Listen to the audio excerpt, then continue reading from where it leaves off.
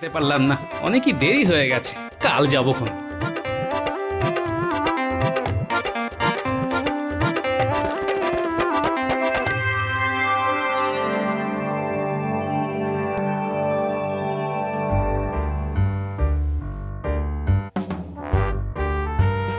এই বলি কোথায় ছিলে গো?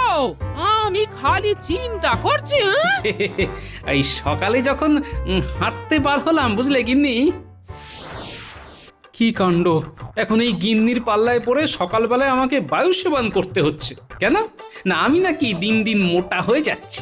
আচ্ছা, আমি মোটা হচ্ছি তাতে আমার কোনো মাথা ব্যথা নেই, কিন্তু আমার গিন্নির মাথা ব্যথা। বাপরে বাপ, হাঁপিয়ে গেলাম দেখছি। বোঝো কাণ্ড, সকালে উঠে কোথায় পাঠশালা যাবি বলে তৈরি হবি তা না করে মাঠে খেলতে শুরু করেছে। রোজই কি খেলে কি জানে?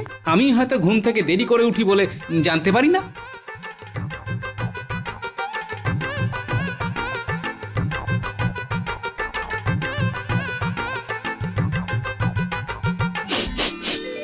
হুম হুম হুম কিসের একটা গন্ধ পাচ্ছি। আহা আহা, মনোরম সুবাস। কিসের গন্ধ? ও বাবা, এই যে দেখছি কোথায় কচুরি ভাজা হচ্ছে। ঠিক একেবারে সেই গন্ধ। আহা, খিদে একেবারে চাগিয়ে উঠলো দেখছি। এখানে কোথাও দোকান করেছে নাকি? আরে বাস, এই যে দেখছি একটা আস্ত তেলে ভাজার দোকান গজিয়ে উঠেছে। কার এটা? নাড়ু, তুই তেলে ভাজার দোকান দিয়েছিস? হ্যাঁ গো দাদা, এই পরশু থেকে শুরু করেছি। খুব ভালো খুব ভালো। তাহলে তো তোর দোকানে তেলে ভাজা খেতে হচ্ছে। বসো বসো গোপাল দাদা, এই গরম গরম কচুরি খেয়ে যাও। আরে খাবো বলেই তো বসছি। দোকানা দিয়ে শুরু করি, দেখি কোথায় গিয়ে থামি। বুঝলে গিন্নি, ওই দুখানা দিয়ে শুরু করলাম আর শেষ করলাম 25-এ এসে।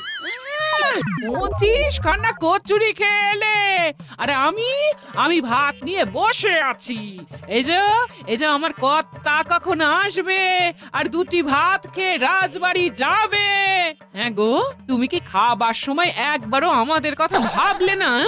আর বলি রাজসভা থেকে মাসের মাইনেটা কি এমনি এমনি দেবে?